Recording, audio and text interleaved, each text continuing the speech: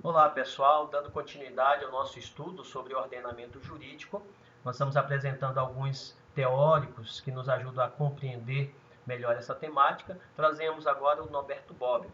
Para o Norberto Bobbio, compreende-se da seguinte forma: enquanto pela teoria tradicional um ordenamento se compõe de normas jurídicas, na nova perspectiva, normas jurídicas são aquelas que vêm a fazer parte do ordenamento jurídico. Então, ele propõe uma inversão, tá certo? De compreensão, de perspectiva, tá certo? Você compreende as normas como parte do ordenamento e não que o ordenamento se resuma apenas a compreender a norma jurídica. Então, normas jurídicas, elas vêm a fazer parte desse ordenamento, como outras fontes do direito também compõem. Então, o ordenamento é muito maior do que apenas a norma jurídica. Agora, para compreender melhor aqui o pensamento do Alberto Bobbio, ele coloca que para entender o ordenamento jurídico, nós temos que ver três fatores importantes. Quais são esses três fatores apresentados aqui? Primeiro é a unidade, o segundo a coerência e o terceiro a completude. O que vem a ser a unidade? Compreender que esse sistema ele pressupõe uma ordem. São várias normas, né? Há uma complexidade de leis e há múltiplas fontes. Mas essas fontes e essa complexidade de fontes e de normas, elas precisam formar um todo, um conjunto, uma unidade, ser visto como uma unidade. E para isso é necessário que haja o quê? Uma hierarquia entre essas normas e entre essas fontes. É só lembrar um pouquinho lá do pensamento do Kelsen, da hierarquia das normas. Então, no pensamento kelsiano, se apresenta um escalonamento de normas. Uma norma pressupõe, né, ela precisa ser fundamentada por uma norma superior. Então, essa hierarquia ajuda o sistema a manter essa unidade. Quanto ao fator da coerência, então já entendemos que um sistema pressupõe uma ordem, mas é possível que apareçam conflitos que venham a comprometer esse sistema. Dentro do sistema jurídico, quando há um conflito entre normas, entre fontes, nós dizemos que existe uma antinomia. Mas o que vem a ser uma antinomia? Então, veja, antinomia jurídica é um conflito existente entre regras e princípios.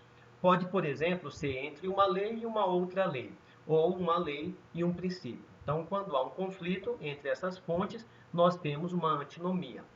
Existem três requisitos para nós configurarmos uma antinomia jurídica, que seria a contradição, então as normas precisam estar em contradição, as normas precisam ser válidas e as normas precisam ser vigentes.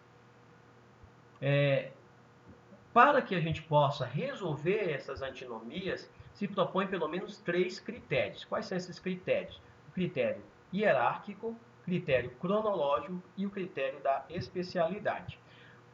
Com relação ao critério da hierarquia, ele é definido pelo processo de elaboração da lei. Por quê? Nesse processo de elaboração da lei, nós temos leis superiores e leis inferiores.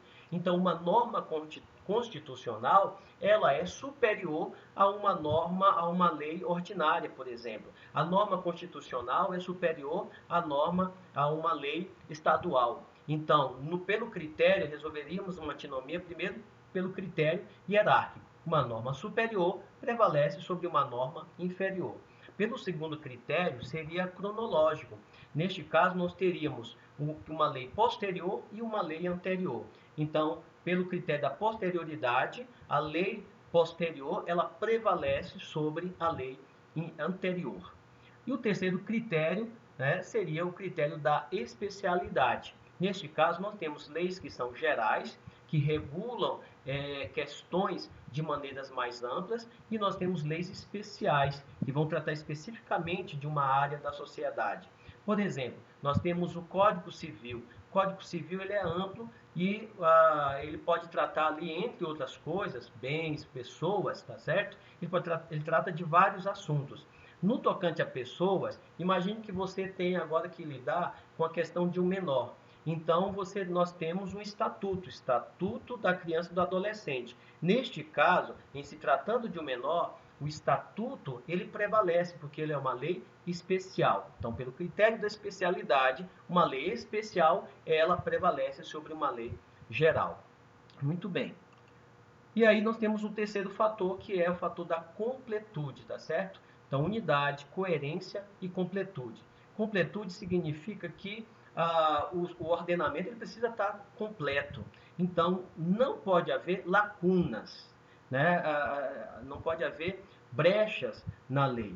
Nesse sentido, se não há lei para que regule a sociedade, para que as coisas possam andar, para que as coisas possam funcionar, é necessário que exista uma lei regulando.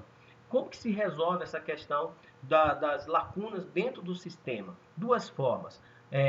Chamamos heterointegração ou autointegração. Pelo critério da heterointegração, buscam-se outras fontes, até mesmo de outros ordenamentos, para resolver um problema de uma lacuna em um determinado ordenamento. Pelo critério da autointegração, busca-se uma solução dentro do próprio sistema. Seria, por exemplo, por meio da analogia e dos princípios gerais do direito. Ainda falando aqui do ordenamento, a gente dá um foco agora sobre a eficiência do sistema. O sistema ele precisa funcionar de maneira eficiente. E aqui a gente coloca dois princípios importantes para a eficiência desse sistema. Que seria aqui, ó, acompanhe, ó, o entrelaçamento, princípio do entrelaçamento e o princípio da fundamentação ou derivação, ok? O que é o princípio do entrelaçamento? É que existem diversas fontes e essas fontes elas não estão soltas, elas estão ligadas, tá certo? Entrelaçadas para que haja uma harmonia dentro do sistema. Já o princípio da fundamentação ou da derivação, isso significa que as normas, elas se originam e derivam umas das outras. Tá? Uma norma geral vai produzir, ela vai gerar uma norma específica. Tá? E aí o que justifica o que nós chamamos de hierarquia das normas. Então, um exemplo aqui, uma lei municipal, ela não pode contrariar a lei maior, que seria a lei constitucional. Ela também não pode conflitar com a Constituição estadual. Então, há uma hierarquia entre as normas.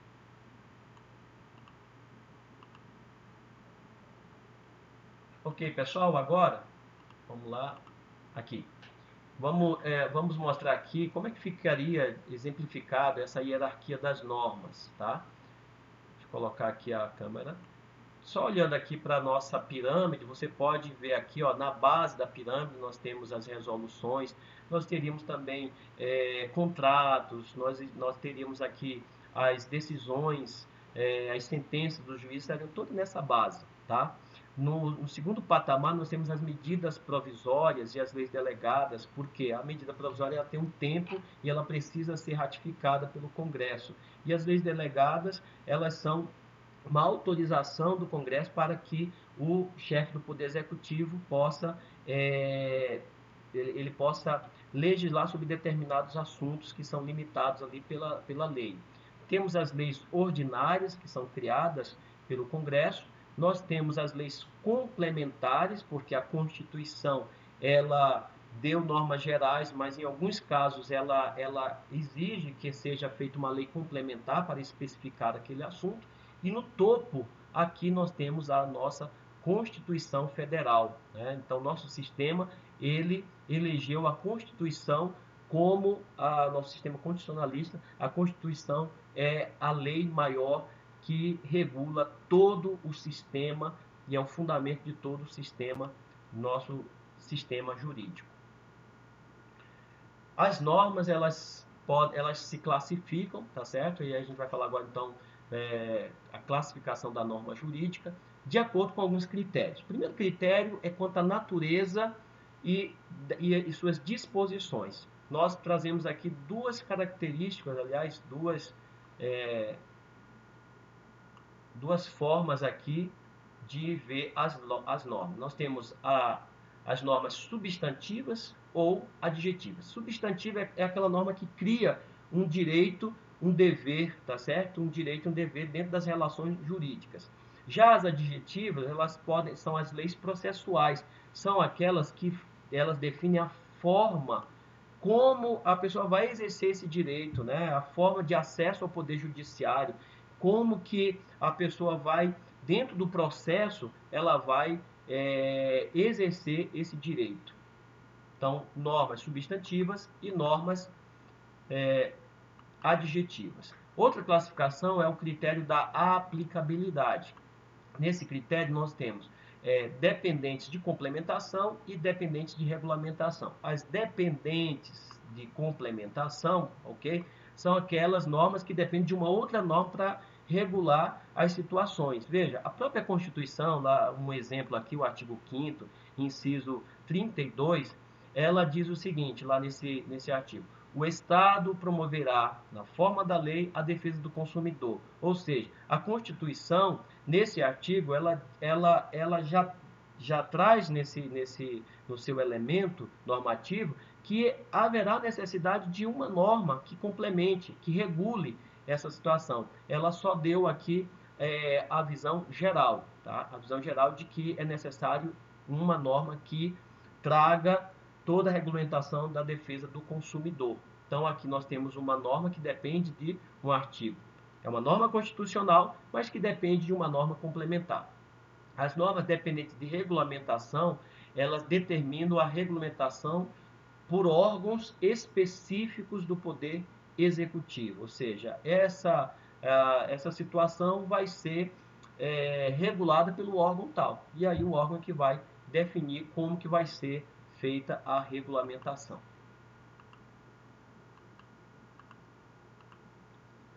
Classificação das normas, continuando aqui, nós temos o outro critério que seria quanto à sistematização. E aí nós temos dois critérios aqui, duas formas.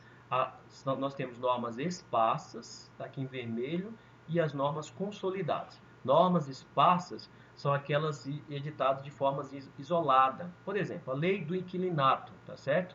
É uma norma esparsa, é uma norma que só regula as relações de locação, tá certo? A lei do inquilinato.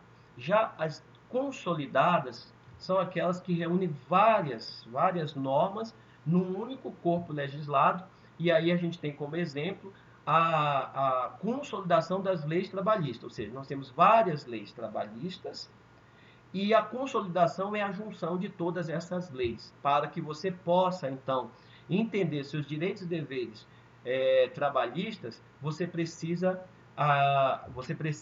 ter acesso, conhecer a consolidação das leis trabalhistas, que junta todas essas normas num conjunto.